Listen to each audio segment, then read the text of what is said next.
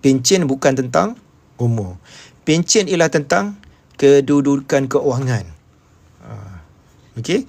Jadi bina kekayaan kita secepat mungkin, kita boleh pencen secepat mungkin. Saya pencen umur 33 tahun.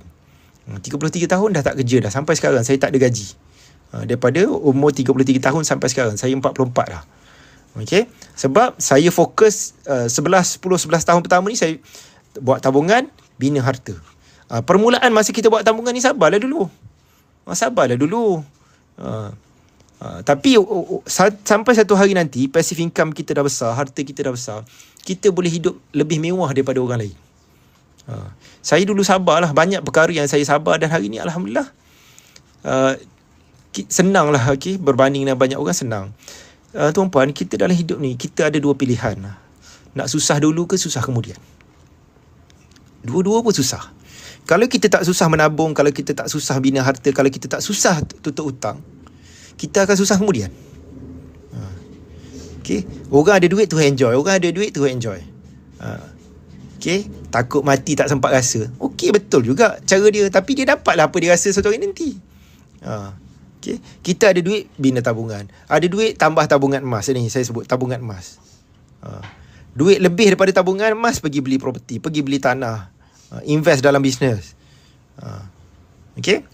Pergi tutup hutang. Duit lebih ni pergi tutup hutang, tuan-puan. Duit lebih nanti harta, tutup hutang. Tutup hutang ni dua perkara lah.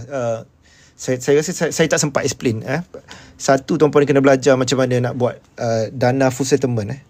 Dana full settlement. Ini cara saya dululah. Full settlement. Yang kedua ialah teknik snowball. Ini dalam buku Misi Bebas Hutang ni saya ada tulis teknik snowball.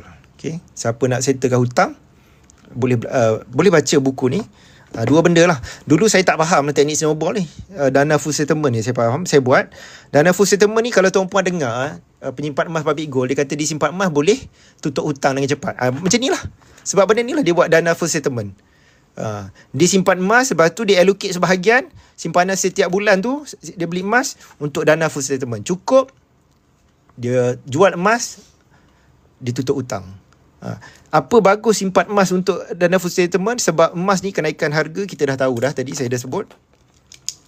Simpan dalam SB. Dulu saya simpan dalam SB, dalam tabung haji, tuan-tuan. Dana full settlement ni tiap-tiap bulan dulu saya simpan dalam tabung haji. Bila cukup, saya guna tutup hutang.